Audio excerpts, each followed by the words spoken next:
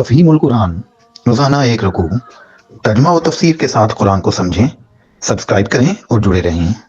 لا جناح عليكم إن طلقتم النساء ما لم تمسوهن أو تفرضوا لهن فريضة ومتعوهن على الموسع قدره وعلى المقتر قدره متاعا بالمعروف حقا علی المحسنین۔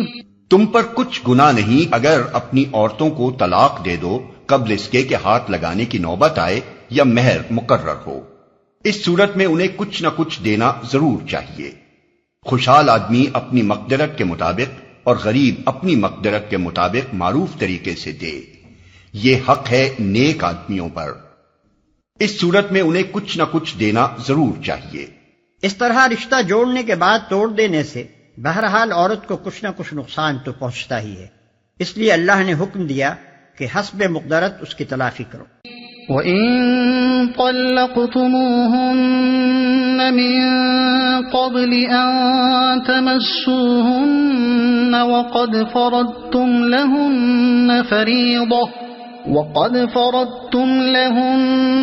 فَرِيضَةً فَنِصْفُ مَا فَرَضْتُمْ إِلَّا أَن يَعْفُونَ أَوْ يَعْفُوَ الَّذِي بِيَدِهِ عُقْدَةُ النِّكَاحِ وَأَن تَعْفُوا أَقْرَبُ لِلتَّقْوَى وَلَا تَنسَوُا الْفَضْلَ بَيْنَكُمْ ان اللہ بما تعملون بصیر۔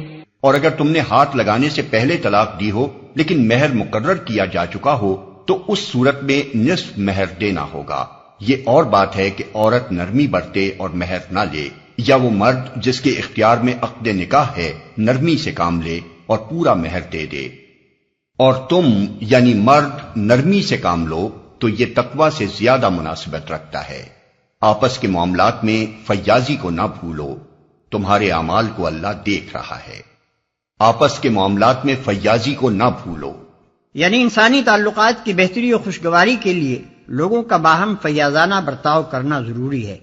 اگر ہر ایک شخص ٹھیک ٹھیک اپنے قانونی حق ہی پر اڑا رہے تو اجتماعی زندگی کبھی خوشگوار نہیں ہو سکتی۔ حافظوا علی الصلوات والصلاة الوسطى وَقُومُوا لِلَّهِ قَانِتِينَ۔ اپنی نمازوں کی نگہداشت رکھو، خصوصاً ایسی نماز کی جو محاسن صلاۃ کی جامع ہو۔ اللہ کے آگے اس طرح کھڑے ہو جیسے فرما بردار غلام کھڑے ہوتے ہیں۔ اپنی نمازوں کی نگہداشت رکھو۔ قوانین تمدن و معاشرت بیان کرنے کے بعد اللہ تعالیٰ اس تقریر کو نماز کی تاکید پر ختم فرماتا ہے، کیونکہ نماز ہی وہ چیز ہے جو انسان کے اندر خدا کا خوف، نیکی و پاکیزگی کے جذبات اور احکام الہی کے اطاعت کا مادہ پیدا کرتی ہے اور اسے راستی پر قائم رکھتی ہے۔ یہ چیز نہ ہو تو انسان کبھی الہی قوانین کی پابندی پر ثابت قدم نہیں رہ سکتا، اور آخر کار اسی نافرمانی کی رو میں بہہ نکلتا ہے جس پر یہودی بہہ نکلے۔ جو محاسن صلاۃ کی جامع ہو۔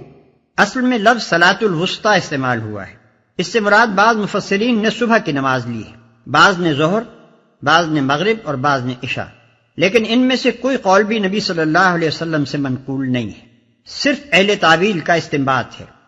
سب سے زیادہ اقوال نماز عصر کے حق میں ہیں، اور کہا جاتا ہے کہ نبی صلی اللہ علیہ وسلم نے اسی نماز کو صلاۃ وسطیٰ قرار دیا ہے، لیکن جس واقعے سے یہ نتیجہ نکالا جاتا ہے وہ صرف یہ ہے کہ جنگ احزاب کے موقع پر نبی صلی اللہ علیہ وسلم کو مشرکین کے حملے نے اس درجہ مشغول رکھا کہ سورج ڈوبنے کو آ گیا اور آپ نماز عصر نہ پڑھ سکے۔ اس وقت آپ نے فرمایا کہ خدا ان لوگوں کی قبریں اور ان کے گھر آگ سے بھر دے، انہوں نے ہماری صلاۃ وسطیٰ فوت کرا دی۔ اس سے یہ سمجھا گیا کہ آپ نے نماز عصر کو صلاۃ وسطیٰ فرمایا ہے، حالانکہ اس کا یہ مطلب ہمارے نزدیک زیادہ قرین ثواب ہے کہ اس مشغولیت نے اعلیٰ درجے کی نماز ہم سے فوت کرا دی، نا وقت پڑھنی پڑے گی، جلدی جلدی ادا کرنی ہوگی، خشوع و خضوع اور اطمینان و سکون کے ساتھ نہ پڑھ سکیں گے۔ وسطیٰ کے معنی بیچ والی چیز کے بھی ہیں، اور ایسی چیز کے بھی جو اعلیٰ اور اشرف ہو۔ صلاۃ وسطیٰ سے مراد بیچ کی نماز بھی ہو سکتی ہے اور ایسی نماز بھی جو صحیح وقت پر پورے خشوع اور توجہ الی اللہ کے ساتھ پڑھی جائے اور جس میں نماز کی تمام خوبیاں موجود ہوں۔ بعد کا فقرہ کہ اللہ کے آگے فرما بردار بندوں کی طرح کھڑے ہو خود اس کی تفسیر کر رہا ہے۔ فَإِنْ خِفْتُمْ فَرِجَالًا أَوْ رُكْبَانًا فَإِذَا أَمِنْتُمْ فَاذْكُرُوا اللَّهَ كَمَا عَلَّمَكُمْ مَا لَمْ تَكُونُوا تَعْلَمُونَ۔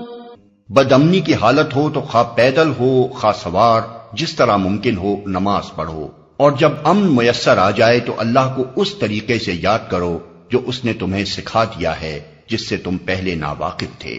والذين يتوفون منكم ويذرون أزواجا وصية لأزواجهم متاعا إلى الحول غير إخراج فإن خرجن فلا جناح عليكم فيما فعل في أنفسهن من معروف واللہ عزیز حکیم۔ تم میں سے جو لوگ وفات پائیں اور پیچھے بیویاں چھوڑ رہے ہوں، ان کو چاہیے کہ اپنی بیویوں کے حق میں یہ وصیت کر جائیں کہ 1 سال تک ان کو نان و نفقہ دیا جائے اور وہ گھر سے نہ نکالی جائیں۔ پھر اگر وہ خود نکل جائیں تو اپنی ذات کے معاملے میں معروف طریقے سے وہ جو کچھ بھی کریں اس کی کوئی ذمہ داری تم پر نہیں ہے۔ اللہ سب پر غالب اقتدار رکھنے والا اور حکیم و دانا ہے۔ تم میں سے سلسلہ تقریر اوپر ختم ہو چکا تھا، یہ کلام اس کے تتمے اور ضمیمے کے طور پر ہے۔ وَلِلْمُطَلَّقَاتِ مَتَاعٌ بِالْمَعْرُوفِ حَقًّا عَلَى الْمُتَّقِينَ كَذَلِكَ يُبَيِّنُ اللَّهُ لَكُمْ آيَاتِهِ لَعَلَّكُمْ تَعْقِلُونَ۔ اسی طرح جن عورتوں کو طلاق دی گئی ہو انہیں بھی مناسب طور پر کچھ نہ کچھ دے کر رخصت کیا جائے، یہ حق ہے متقی لوگوں پر۔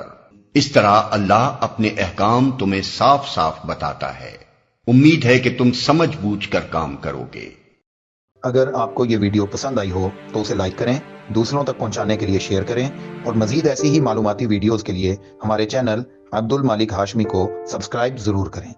نئی اپڈیٹس کے لیے بیل آئیکن دبائیں تاکہ آپ کو ہماری ہر نئی ویڈیو بر وقت مل سکے۔ آپ کی حوصلہ افزائی ہمیں مزید بہترین مواد بنانے میں مدد دے گی۔ شکریہ۔